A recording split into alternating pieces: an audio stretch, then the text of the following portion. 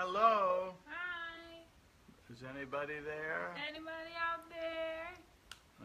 I know that most people see this after it's recorded, but still, if you say hello, Hi.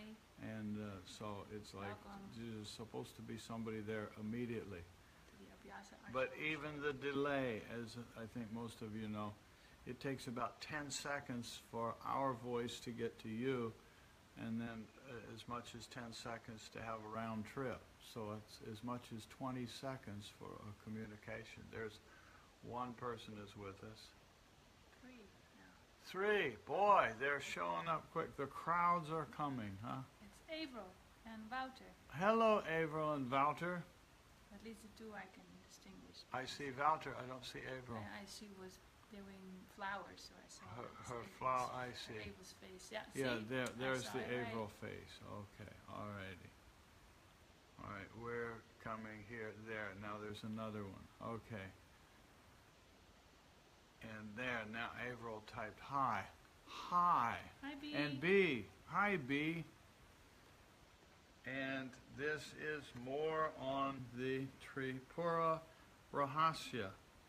And just because somebody may look at this as a standalone and not know what we're doing, this is a little piece I've been reading each time, a couple sentences from the introduction. Hi, Joe. Let's see.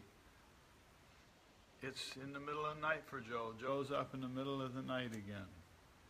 For a little dose of Tripura Rahasya. Good bedtime story. Good bedtime or story. Contemplative preparation for meditation. That's very true.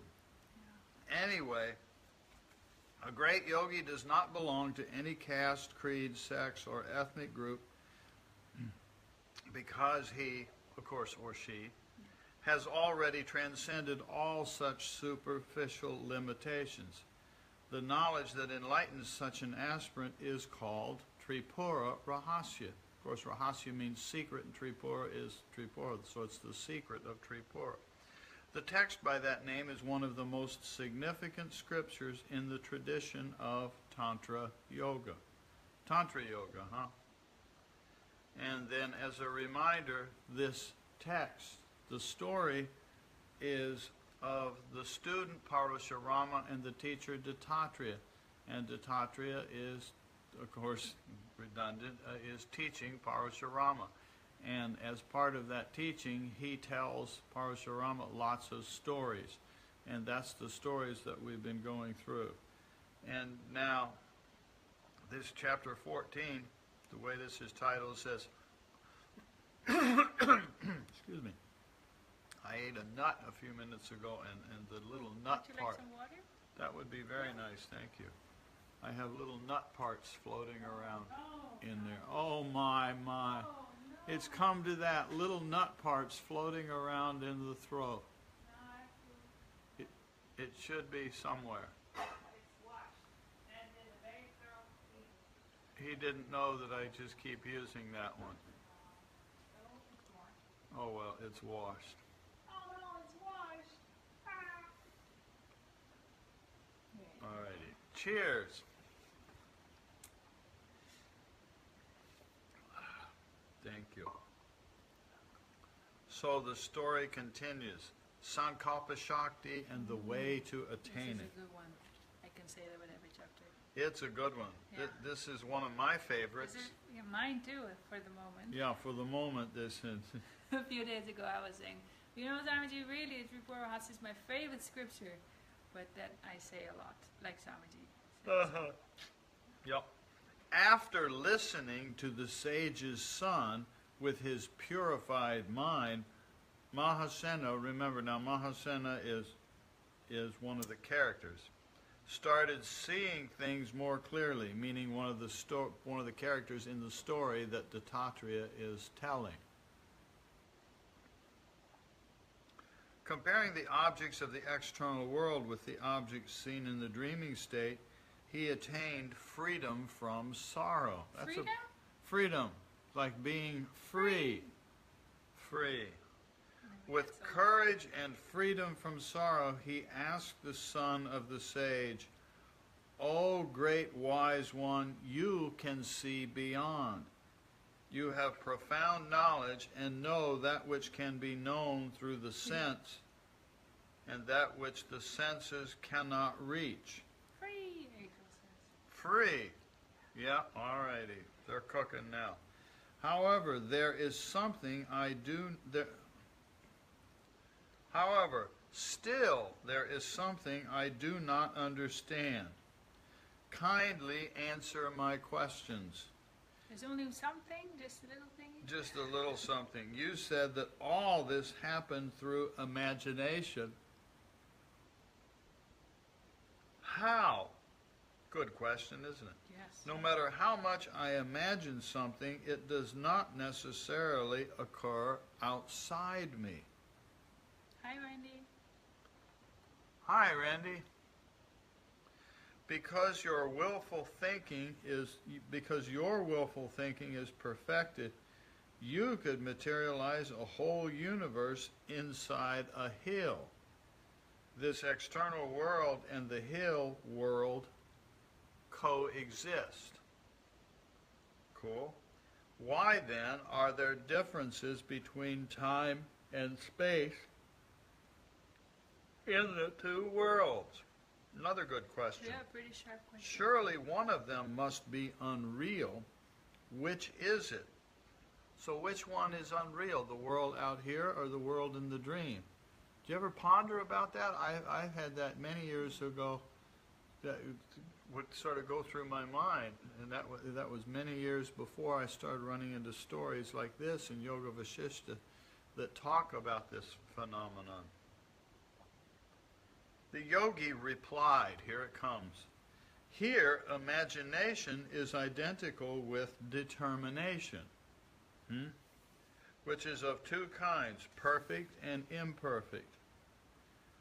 Imagination, let me find the page here. Imagination without doubt is helpful. The absence of doubt means the continuity of one thought. Yeah. A little tired, huh? Somebody's tired. You want me to read? No, I'm doing good. I'm enjoying. Yeah. The universe is in existence. The universe is in existence because of the desire of Brahma, the creator. Brahma created the universe with his powerful desire. The world created by your desire and will was not created with determination and will like the creation of Brahma. Let's see what Avril said. You can actually see this happening with little children, the cultivation of an imagined reality. When they go from an infant who doesn't even know that they are separate from what they are looking at to a child who is labeling everything, you see the imagination agreeing that they are separate. Amazing. Amazing to watch children like that, isn't it?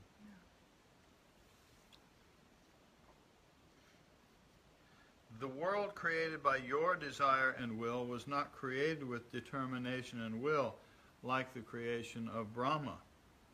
O Prince, there are varieties of siddhis.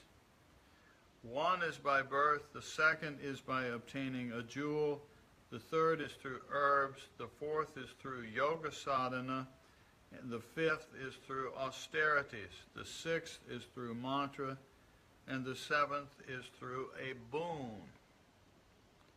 Boon, that word I've always found that word kind of intriguing. I don't know why. Boon. Sounds like being. I don't know what it sounds like, but it's not a word that I commonly use. Maybe that's what it is. It's not part of my common language. So all of a sudden I read it's a boon. It's like, ooh, I never thought of asking, hey, Ma, give me a boon. You know, what do you want for lunch today, Mom? I said, I think I'd like a nice bowl of boons. Huh? Yeah. Want some nice, fresh cut, steamed boons? How's that sound? Maybe it's because it's not something edible. Maybe boons and beans and rice? Boons and beans and rice. That would be. Anyway, don't mind me.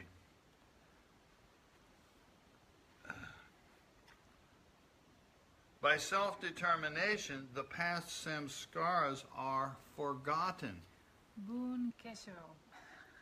Listen to that choice of words. By self-determination, the past samskaras are forgotten. Think of this. When we read about one-pointedness and all this, it has a certain way of a feel to it. But here, when you have, by self-determination, the past samskaras are forgotten. What if I have tremendous determination? Just set aside the word one-pointed for a moment. What if I have tremendous determination to be aware of the breath at my nostrils? Full determination. I'm really feeling the air coming and going. And it's coming and it's going. And with full determination, I'm doing that. Notice that it has a different feel than just saying one-pointed. Yeah. And what happens to the otherwise thoughts in the mind that would be coming? They just fall away. Anyway. It's sustained. Sustained and very strong. Sankalpa should be done with full determination. That's what sankalpa is, though. One should wash off all those old stains of the mind in order to make new and effective disciplines. Such a one-pointed concept can be obstructed in any way. Seems true. Here I am, and all of a sudden, here comes these obstructions. All great things can be achieved through such a power. I still like that way of saying it. By self-determination, past samskaras are forgotten. It's simply forgetting. I've said that many times. You know, you make a shopping list to go to the store to buy certain food, and you get to the store, and all of a sudden you say, oh, we forgot to put bananas on the list. We're walking over the store, forgot bananas. Well, okay, I don't have a pen. We'll remember it. Ma, you remember bananas. She says, okay, you remember bananas. We both walk in the store. What was that other thing we were going to get on the list? And we said, I don't know. That was so cute. Well, you were supposed to remember. Well, I don't remember. I forgot. We both forgot bananas. I just think that's a silly example that we all know what that's like. It's so easy, so natural for the mind to forget. Forgetting sounds like an action, but it's not in this way. By self-determination, which of course means one-pointedness, but the determination has that quality of oomph. I'm really putting determination behind it. And if I really put determination into remembering Om Namah Shivaya, if I'm a lot of intention there, a lot of self-determination, what happens to all the bananas? Poof. Poof. Yeah, poof, poof, they go. Your mind is not one-pointed and concentrated. That's the problem. What? Oh, that our minds are not one-pointed. Your mind is not one-pointed and concentrated. Hi, Rob. Boon casserole. Yes, thank you. That's a nice way to say it. A boon casserole. Yeah. It's just, here comes another boon casserole. Boons and boons and boons and boons. Kabang and booms.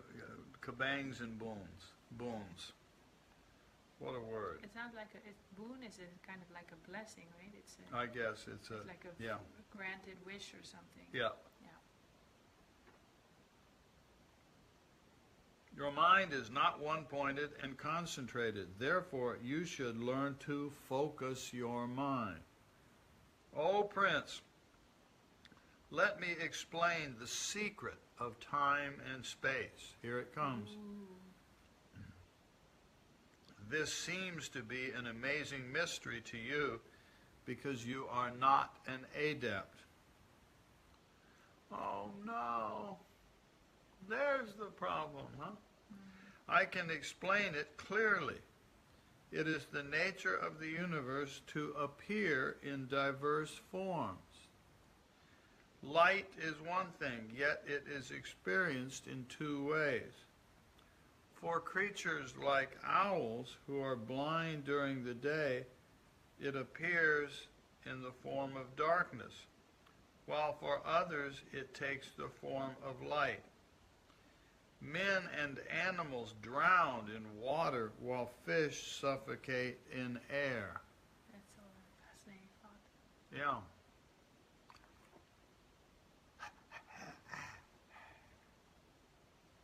You see them, fish. Yeah. I was catching up. Water! Cheers.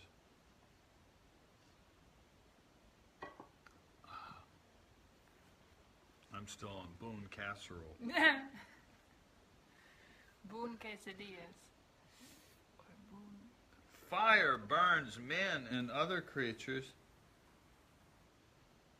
but the Tripura, a legendary bird, swallows fire.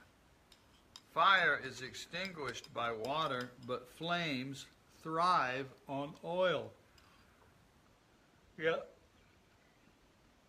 Thus, hundreds and thousands of objects are contrary to each other. Listen carefully, and I will tell you the reason. Here it comes. Sight cannot exist without the eye. A diseased eye, like one afflicted with myopia, creates double vision. Unusual vision is the product of diseased eyes. As eye disease can be cured by proper treatment, similarly, the mind's impurities can be removed by right sadhana. What a concept, huh? Mm-hmm. In the eastern island of Karnataka, red is seen all the time.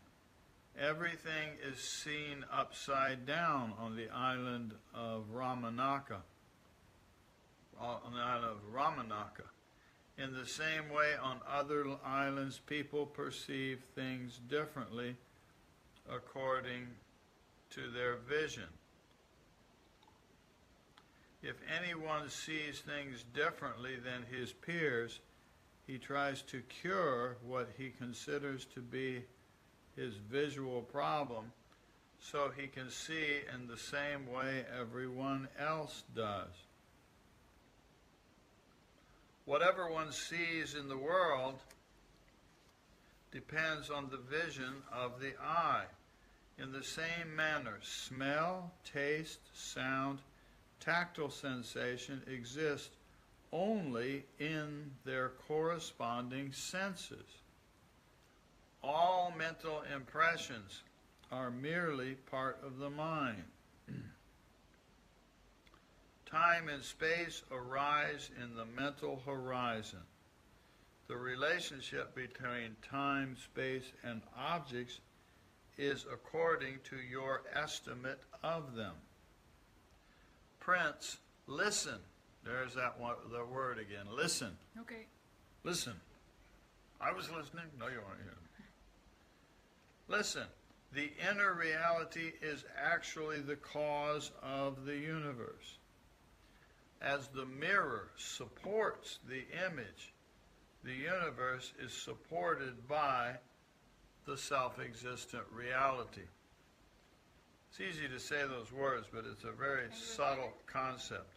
Self-existent reality. As the mirror supports the image, the universe is supported by the self-existent reality.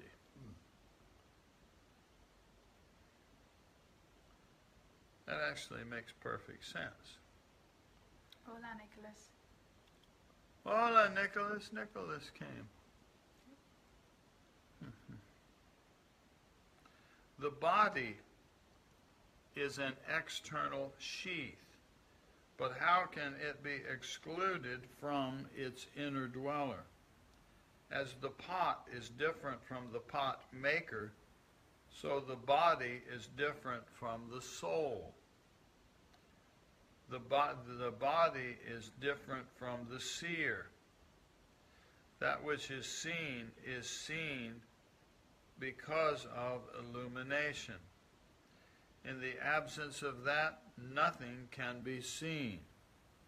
Actually, all the illumined objects are within the vision of the seer. The seer and the seen are not one and the same. The body or mind cannot be the seer because, like mountains and other objects, they are seen by other lights. The self-illumined seer does not need to be illuminated by the source, by any source, because he is the only source of light. Time and space are the extensions of the self-illumined being. For the self-illumined existence, there is nothing like within and without. As the peak cannot be separated from the mountain, similarly, illumination cannot be separated from the self. The whole universe is always encompassed by light, within and without. Such light is transcendental and is called the Supreme Tripura, the Supreme Goddess. You know, one of the little things that I have in the meditation, in the front of the meditation room, is some little magnets there. And we don't talk about them very much, but occasionally somebody we're talking about energy and like this and what can be seen and what cannot be seen. And I'll pick up those magnets. You take magnets like that and you play with them and you turn them one way and they draw towards each other, as we all know. You turn them another and the two magnets push against each other, and you can feel this. When you do like this with two magnets, it forms a bump there and they push each other away. And I put them there because it's an example of energy that we cannot see, but we've all, as children, if nothing else, played with magnets, and we know that the energy is there. And so we don't hesitate to be, okay, well, it's kind of fun. It just keeps moving like this, and boom, boom, boom, and it pulls together, you turn it, and it pushes apart. There's energy there, and we don't see it. Yet when we read something like this, it sounds, what kind of strange philosophy is this? But now I lost my place. Where was I?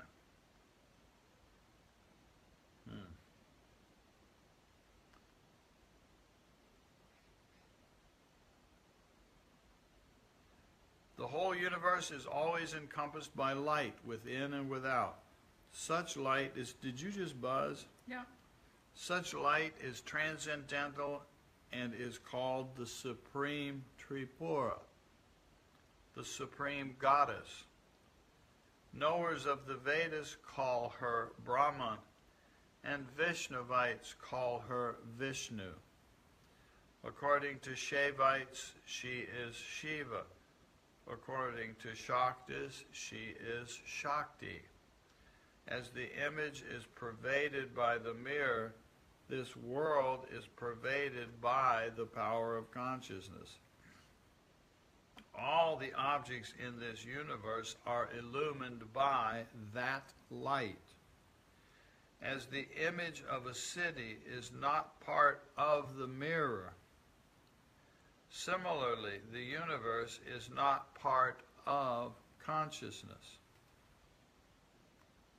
As an image cannot be separated from a mirror, the universe cannot be separated from consciousness.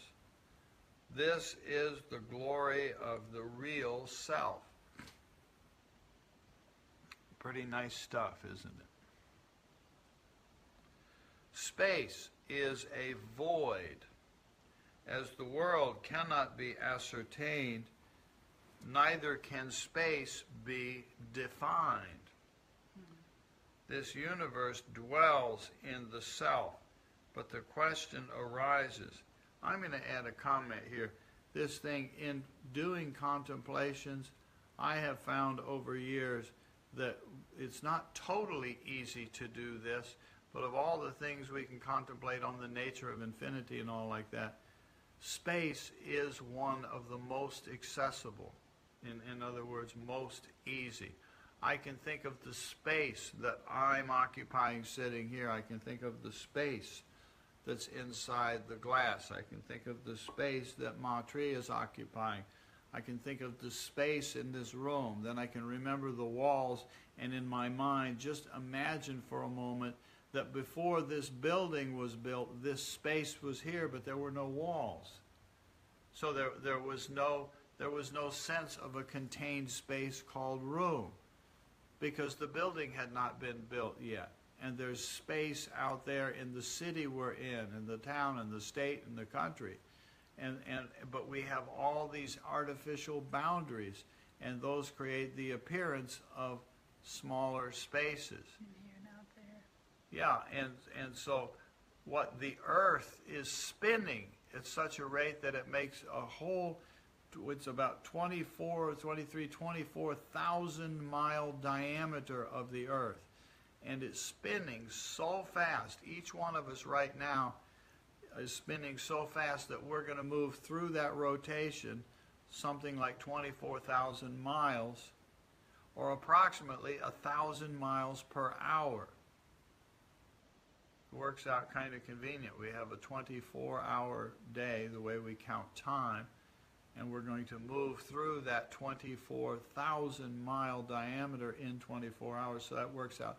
Rough numbers, every one of us right now is moving through space at approximately 1,000 miles per hour. And we think we're sitting still. And we think we're sitting still, but we're actually rotating at that kind of space. This thing just came up with wanted me to push a button. So I pushed a button. But isn't that amazing? But notice how relatively easy it is for our minds to contemplate on the nature of space. And then on top of that, we can think, I don't even know what the arithmetic is on this. But the Earth is, what, 93 million miles from the sun, estimated?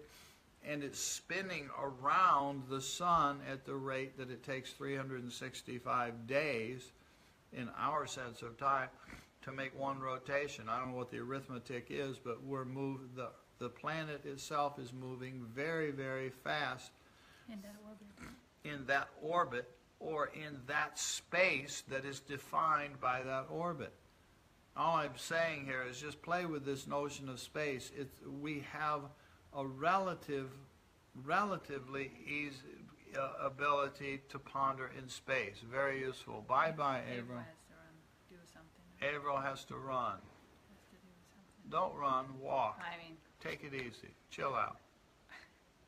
I said run. She didn't. She just said bye-bye. Oh, she said bye-bye, you said run. Yeah.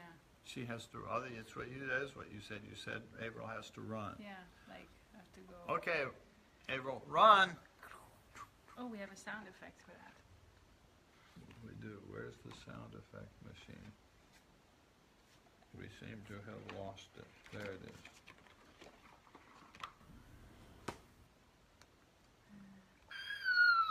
No, that's someone calling. This one. That's the one I just pushed. No, you pushed the other one above it. That's, Oh, I That's it. thought I had. There's Averill. Bye, Averill. Jesus. She's pretty quick, isn't she? Maybe that's why I said run. So, Maybe that's why it was. You wanted some reason to push the silly button. yeah. Or maybe Space cannot be defined. This universe dwells in the self, but the question arises, why does consciousness assume the nature of darkness at the same time? Intriguing thought. If consciousness and brilliance are all pervading, then from where were darkness and ignorance born? He's Good asking question. Good questions. Very good questions. As the mirror contains the image, so the all-pervading consciousness pervades the universe by its power. The mirror contains the image. I love contemplating mirrors. You hold the mirror, there's there, you can see it, but it's not actually there. we say, well, of course, it's just a reflection. And we go on and say, well, okay, that makes sense. But what the hell do we mean by saying it's a reflection? It's a good contemplation, isn't it? There's something on the mirror, but you cannot touch it. You can see it, but you cannot touch it. And it's not made of atoms, whatever it's made of. As the mirror contains the image, so the all-pervading consciousness pervades the universe by its power. The self-existent consciousness is within and without. It is single and dense, and holds the immobile and mobile universe in its womb. Unique in its nature, it has neither motivation nor cause. The self-existent consciousness has no motivation and no cause. The mirror always remains unaffected. No matter how many images are reflected in it, it always retains its clarity. Just like the space is unaffected by whatever moves in. Yeah, space is unaffected. Hi, Raj. A big Earth goes flying right through this chunk of space. Nothing happens. There's Raj. He's on his morning walk, probably. Hi, Raj. Are you on your morning walk? He's walking along, Maybe pondering the Tripura Rahasya, space. The mirror always remains unaffected. No matter how many images are reflected in it, it always retains its clarity. So is the case with self-illumined consciousness. Through his sadhana, an advanced meditator can verify the different states, such as waking and dreaming. And it sounds so simple and obvious, but it is extremely well worth the time to literally ponder and observe what's going on when I'm in the waking state. And when you lay down, even just to take a little nap. Practice. It sounds impossible, but we can do it. Practice being aware of the transition from being awake into being asleep. We can do this. He is indeed walking. Indeed. The young yogi said, "O Prince, learn to examine your waking and dreaming states, and the images constantly going through the mind. All these images are the products of your mind. Which part of your mind are these images products of? They are products of this part of the mind when they're in seed form. And then he's saying, observe them, because they come forward into the conscious mind and they come forward into dream. This is waking and this is dreaming. But they come forward from the seed level. It's a little bit like the data that's on your hard drive of your phone or your iPad or your laptop or your whatever it is. You push some buttons and it comes to life and it's out on the screen there. But a moment ago it was seed formed there. Sometimes in the morning when the alarm goes, yeah, and you're in and I have a dream, and lately I'm waking up a lot with some klesha very clearly, and I'm resolving it by just watching it in my dream those last minutes. Yep. And then it weakens. It weakens because there's some clarity there, but the sankalpa, you can sometimes I want to stay with it because I feel like it's just about on the fringe of, it needs some more time to kind of unravel itself, just by maintaining that observer stance. And that, of course, then is also sankalpa, maintaining the imagination, maintaining the dream state while sort of already entering the waking state. Yeah.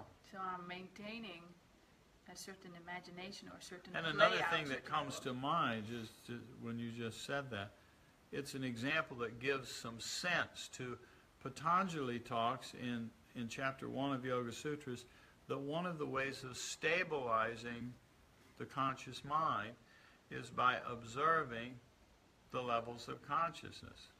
And that's what you just described. The attempt to observe the way you just described, that attempt itself has an effect of stabilizing the mind. As if you can watch from the waking state the full dream sequence. Yes. Yeah. And maybe we don't do it perfectly, but we do it But somewhat. the attempt. It's the attempt. Yeah. Okay. The mirror always remains unaffected. No matter how many images are reflected in it, it always retains its clarity. So is the case with self-illumined consciousness.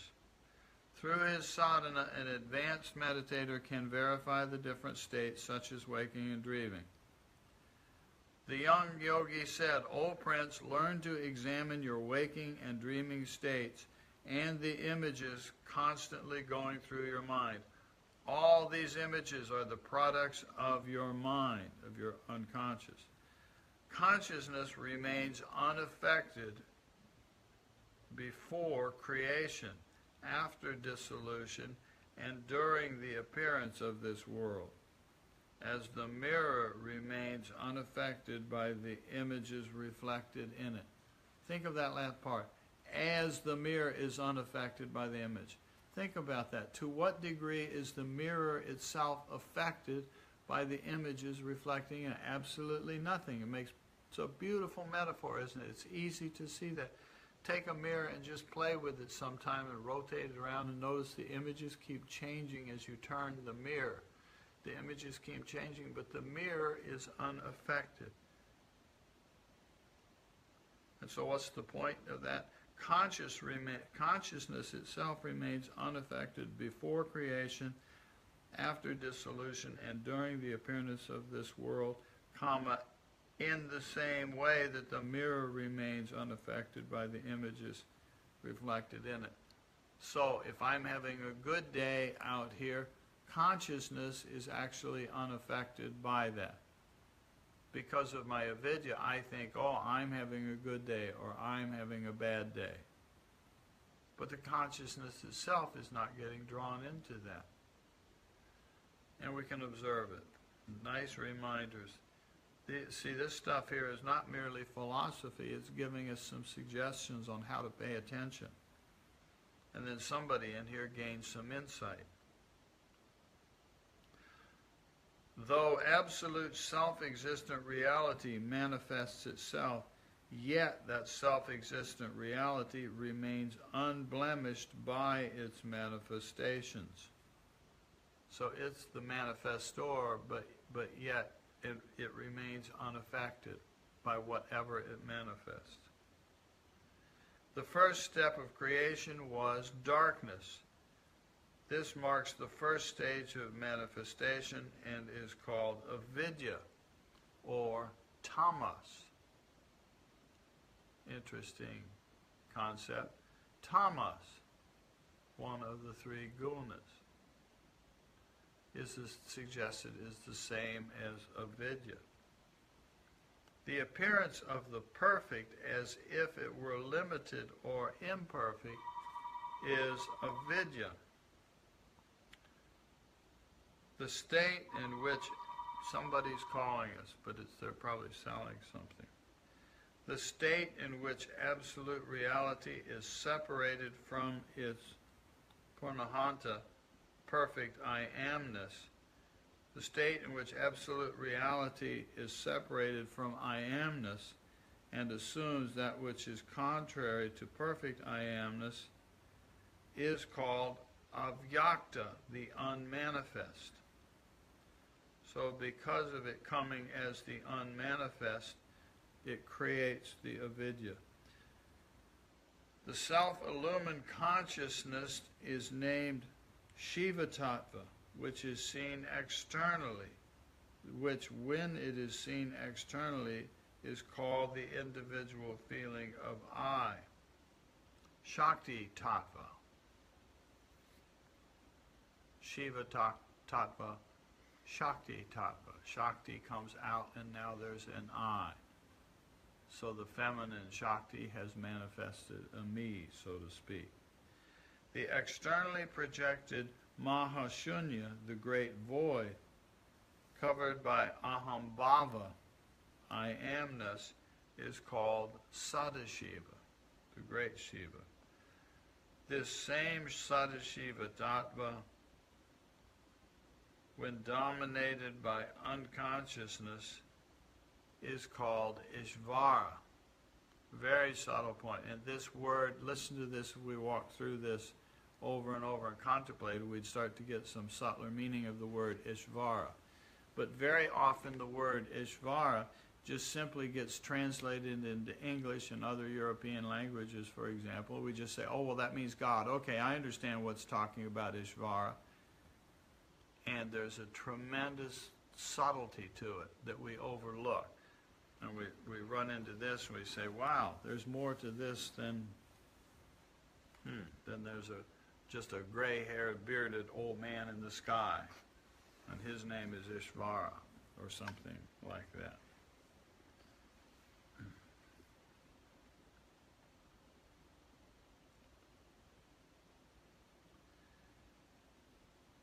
This same Sadashiva Tattva, when dominated by unconscious, is called Ishvara. The experience of both Sadashiva and Ishvara, which is simultaneously dualistic and non-dualistic, is called Shuddha Vidya, pure knowledge. Shuddha Vidya, pure knowledge. Since thus far the objective world supported by duality has not yet emerged, this level of creation is called Shuddha, pure creation. So what we're looking at here, this is just a way of pointing it out.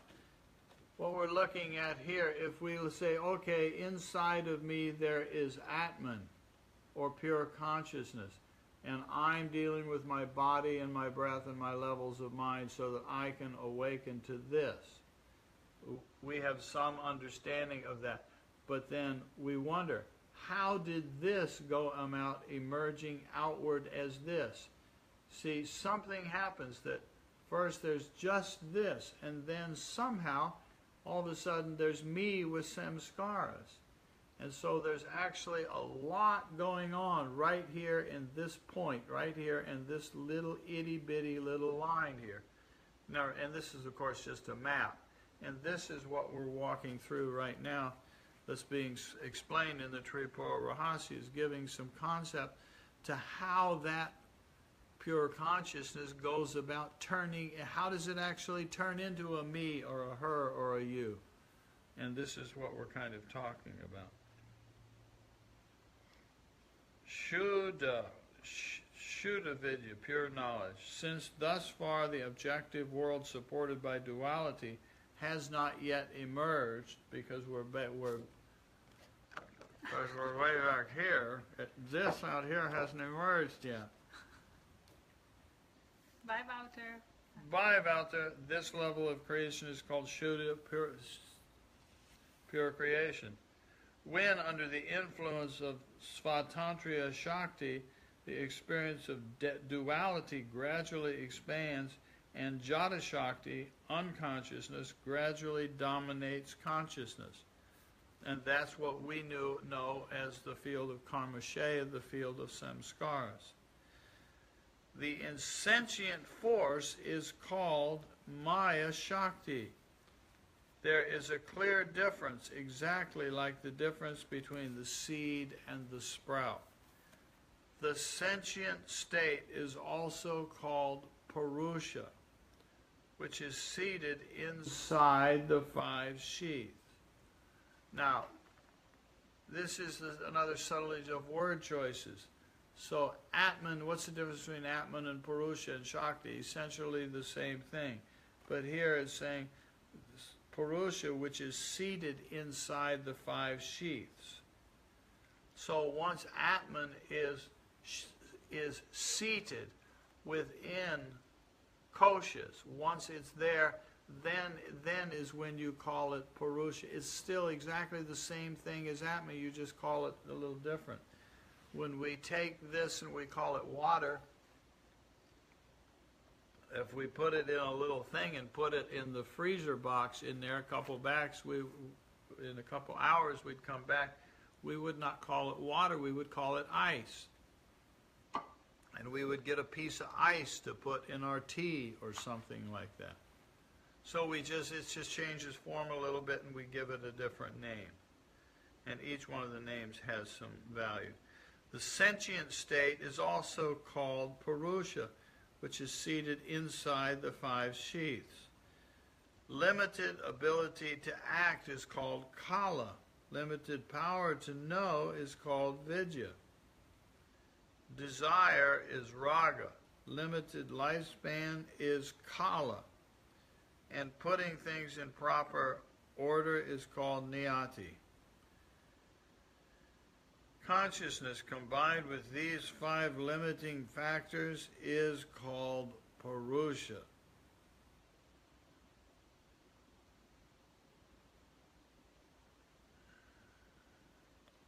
The individual's soul remains in the bondage of karma, both positive and negative, which supports the power of intelligence within and is called Prakriti.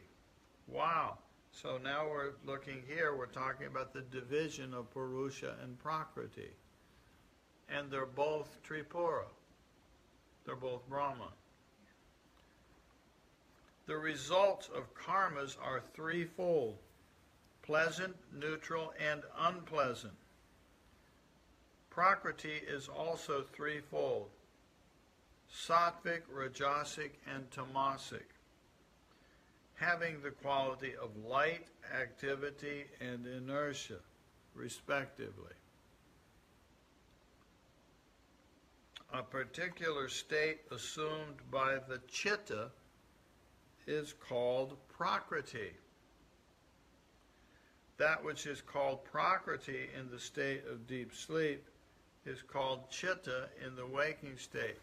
So in the waking state we talk about what is stored sort of back there in my Chitta.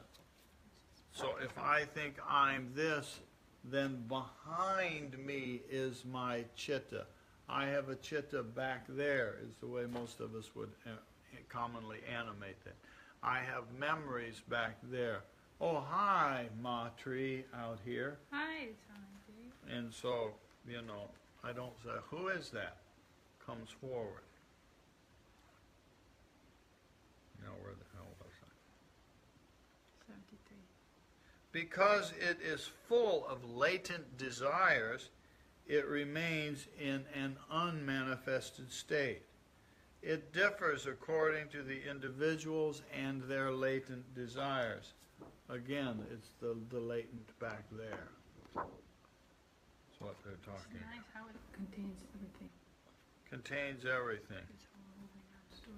Because it is full of latent desire, it remains in an unmanifested state. It differs according to individuals and latent desires. In deep sleep, all individual souls are alike.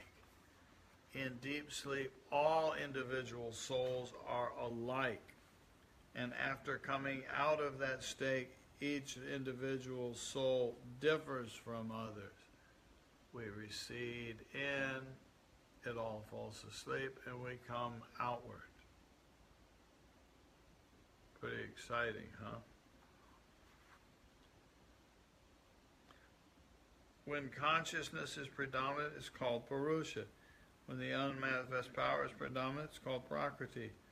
According to its various functions, the same Chitta is called, listen to this, this is a real punchline for most of us in this conversation. You know this. Maybe never thought of it like this. According to its various functions, the Prakriti, the same Chitta is called Ahamkara, Buddhi, and mind, or manas. So Ahamkara, Buddhi, and manas all manifest outward out of this Prakriti. We think that our brain is conscious. The notion of the yogis is no, relatively, it is not conscious. It is consciousness itself that stands alone.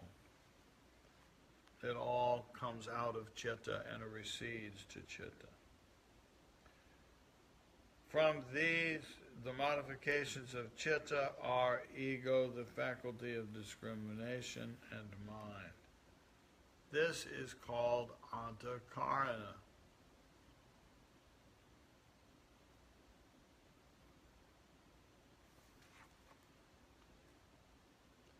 From these three modifications are born 5 subtle senses, 5 gross senses, and space, wind, fire, water, and earth.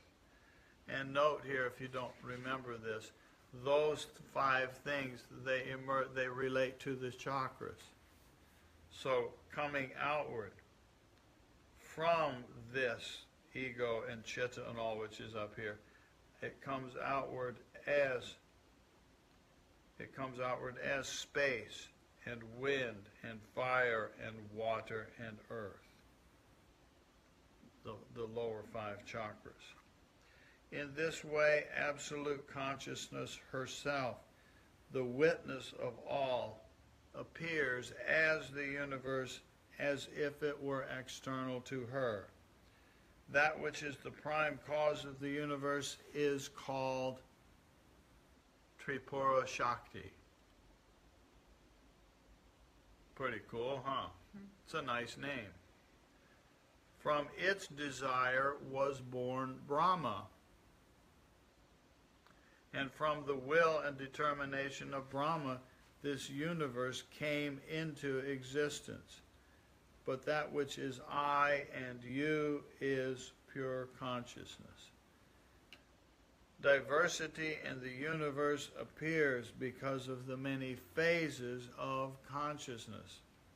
When the universe dissolves, then one cannot differentiate between the real and the unreal. Back to work. Get back to work. Make some more wings, Raj. Make wings and fly. The consciousness in you is veiled by the power of Maya. When that veil is lifted, consciousness shines in its glory, and then Chit Shakti shines forth. That's cool. According to time and space, individuals perceive objects as large, small, short, and long. One day to me is equal to 12,000 years of Brahma. The space of 2½ miles of Brahma is infinite to me, and encompasses the whole creation. There's an airplane. Both versions have their validity. What? It's a little plane. Good. Raj is making airplane wings. Thank you. For example, if one imagines a hill within himself and also imagines the entire universe within that hill, that concept will last as long as his imagination lasts. Hi, Matthias. Hi, Matthias. Bye, Rob. Bye, Rob. We're just coming to the final punchline here, but I think you got the spirit of it. It all worked its way back to Tripura. Good. O Prince, this universe reflects in the mirror of consciousness, and that which looks like the universe is an image in the mirror.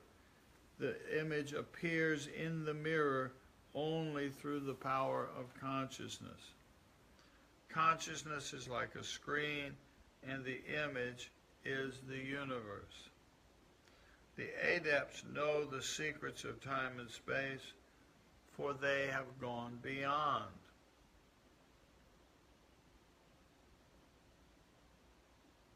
The yogis annihilate space in a fraction of a second and have the power of perceiving the whole universe like a seed on the palm.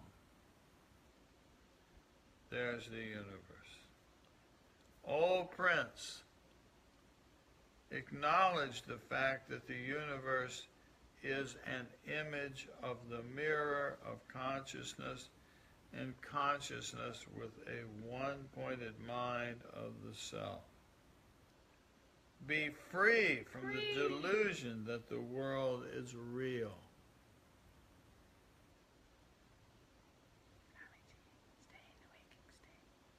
Okay. Then you will also attain freedom, as I have, by cutting the bondage of ignorance asunder. Chop, chop, asunder, asunder.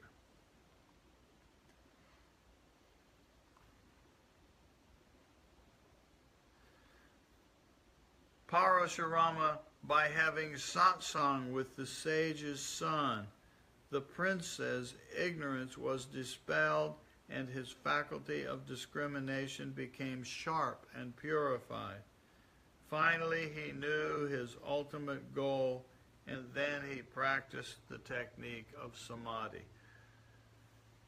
Note here, practice the technique of samadhi. The word samadhi is not the end of the journey, like many of us think. It is an instrument of practice. Oh my. For attaining samadhi, he did not depend on external crutches. And from using that instrument, he can find his way back to the revelation of Tripura. Oh my. And Tripura is one with Atman, which is one with Brahman, and is Shakti, and is Shiva, and is all of that stuff. His life became happy, and his lifespan was extended. He no longer identified himself with his body or any other object of the world. He became illumined and finally attained liberation. O Parashurama, remember. O Parashurama, remember that this universe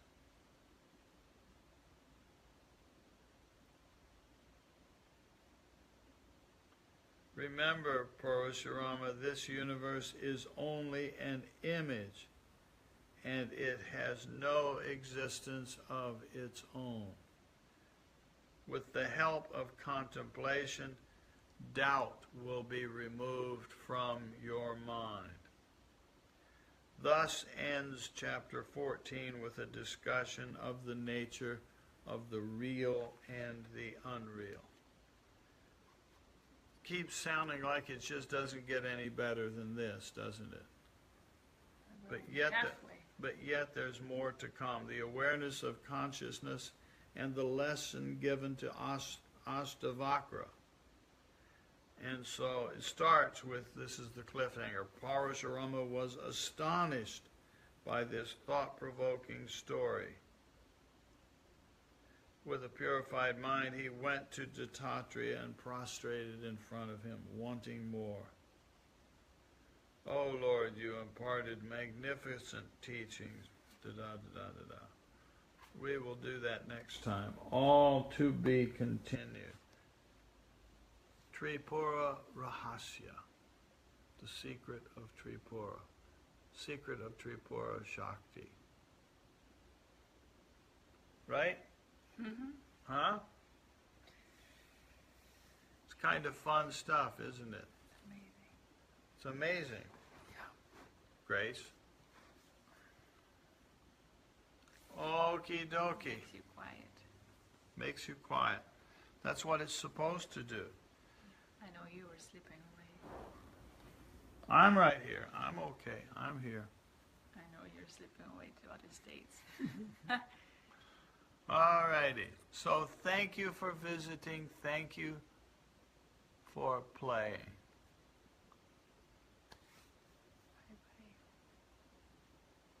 Bye-bye. Okay. Okay, Matias. You got it.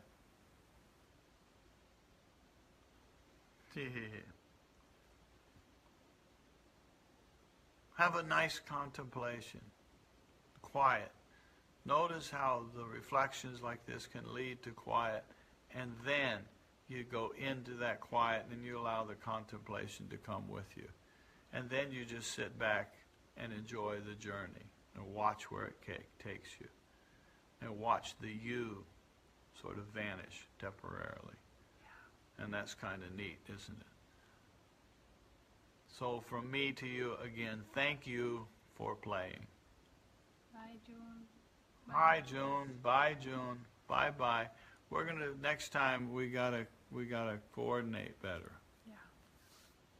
But it's all okay.